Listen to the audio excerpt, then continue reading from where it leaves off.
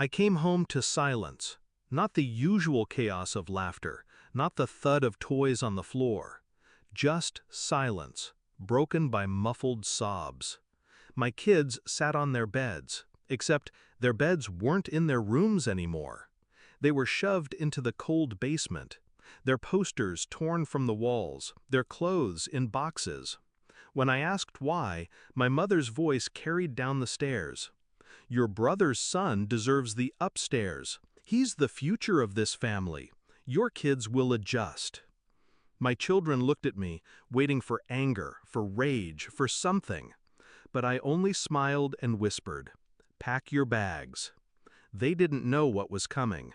None of them did. It wasn't the first betrayal. Growing up, I was the placeholder, the shadow standing next to the favorite child, my brother. He was the golden boy. Straight A's, praised. Failure, excused. Me, invisible. When I had kids, I thought things might change. Surely they'd see innocence in small faces. Surely they wouldn't repeat history. But I was wrong. It started small. Gifts for my brother's son, nothing for mine. Photos of him displayed, while mine gathered dust in drawers. Excuses, always excuses. And now they had moved my children, flesh of my flesh, into a basement like they were unwanted guests. That was the last line they would ever cross. I didn't scream, didn't fight. That's what they expected. Chaos they could dismiss as overreaction. Instead, I went upstairs, kissed my nephew on the head, and told my brother's wife the rooms looked lovely. My parents smiled, smug, thinking I had accepted my children's place beneath their golden grandson. But that night, while they celebrated upstairs, I started planning. The next morning, I called a realtor.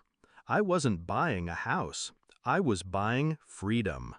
I had been saving quietly, investing carefully, building what they assumed I never could. Within weeks, the keys were in my hands. A house, bigger than theirs, closer to the beach, with rooms carved in sunlight, not concrete. I never told them. I just packed up my kids, loaded the car, and drove away.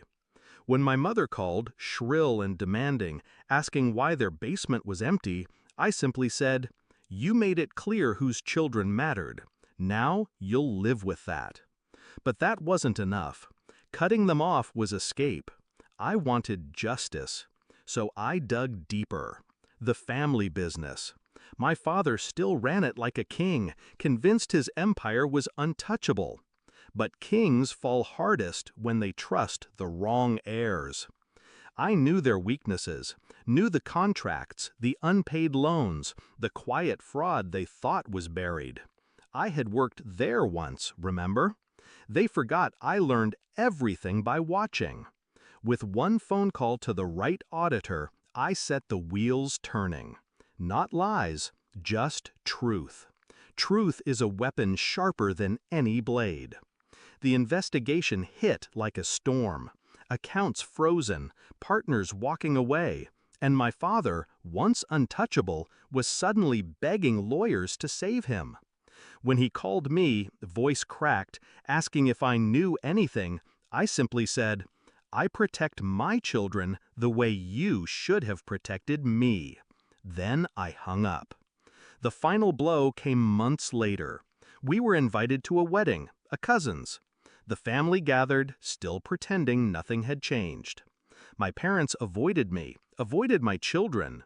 But whispers of their downfall spread through every table. At dinner, my brother boasted, as always, about his son. My parents nodded, clung to their golden boy like a shield against reality. That's when my daughter, bright, brave, no longer the child who cried in a basement, stood and said, "Dad, can I tell them where we live now?" I nodded. She smiled and said, "We have our own house, with windows bigger than this room, and I never want to sleep in a basement again." The table went silent. My parents' faces drained of color. My brother's smirk faltered. I just raised my glass. That's the thing about betrayal. It doesn't break you, it forges you. They thought they could bury my children in the dark. Instead, they lit a fire in me that burned their kingdom to ash.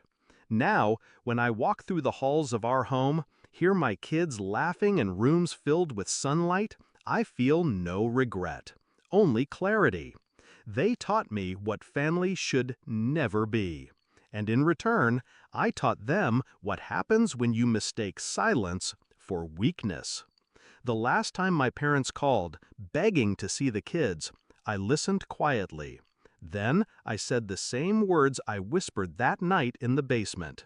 Pack your bags. But this time, I added, and don't come back.